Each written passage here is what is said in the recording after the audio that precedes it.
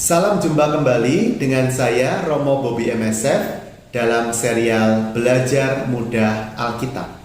Hari ini kita akan bahas Injil Yohanes bab yang kedua yang bertema perkawinan di Kana. Saudara-saudari yang terkasih, apa bedanya antara kisah dalam Injil-Injil Markus, Matius, dan Lukas dengan kisah di Injil Yohanes? Ada perbedaan istilah.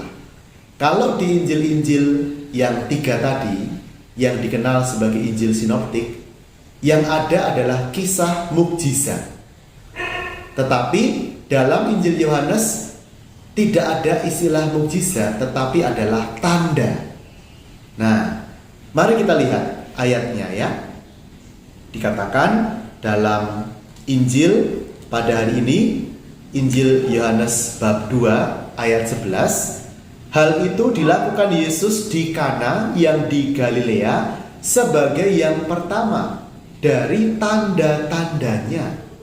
Dan dengan itu ia telah menyatakan kemuliaannya dan murid-muridnya percaya kepadanya. Tanda dalam bahasa Yunani adalah semeion.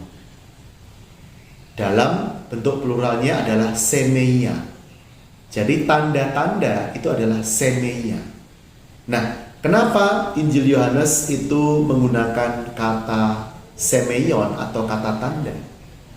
Kiranya karena memang apa yang dikerjakan Yesus di baliknya itu ada makna yang rohani, makna yang menanti untuk dibedah, makna yang menanti untuk direnungkan, makna yang menanti untuk nanti dipenuhi, digenapi, terlaksana, terrealisasi, dan sebagainya. Nah, jadi Yesus yang mengubah air menjadi anggur itu bukan hanya sekadar mukjizat yang membuat orang heran, tetapi adalah sebuah tanda yang mengundang kita untuk mencoba memahami maknanya, mencoba untuk sungguh masuk ke dalam misteri tanda itu. Nah, saudara-saudari yang terkasih, kita akan melihat detail menarik lain dari Injil Yohanes bab 2 ini, terutama tanda atau keajaiban yang dikerjakan oleh Tuhan Yesus. Dikatakan di ayat 6, di situ ada 6 tempayan yang disediakan untuk pembasuhan menurut adat orang Yahudi. Masing-masing isinya 80 atau 120 liter.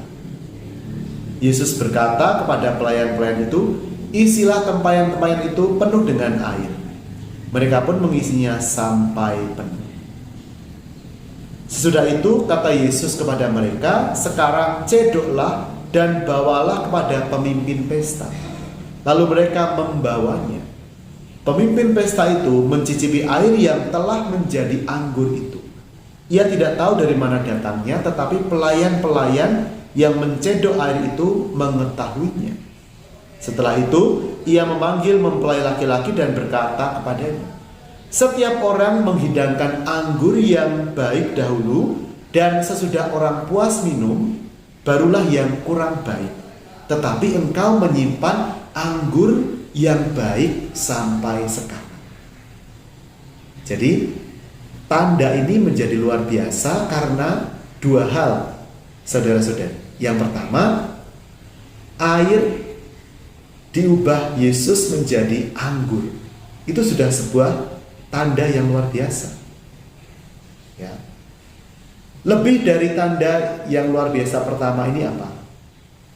Fakta yang kedua, bahwa air yang digunakan sebagai bahan tanda ini adalah bukan air minum.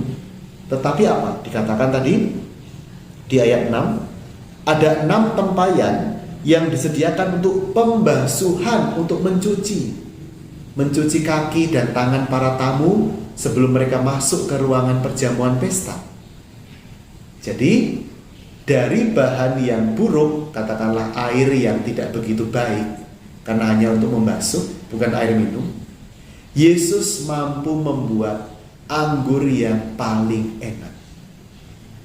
Jadi tanda ini sungguh ingin meyakinkan kita bahwa di dalam Tuhan selalu ada yang namanya tanda.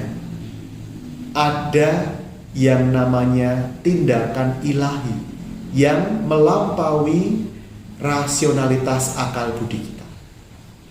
Iman itu adalah juga sesuatu yang melampaui akal normal. Nah, kalau kita beriman, kita tidak hanya bisa mengandalkan iman atau akal kita belaka, tetapi kita diajak untuk melampaui akal budi kita.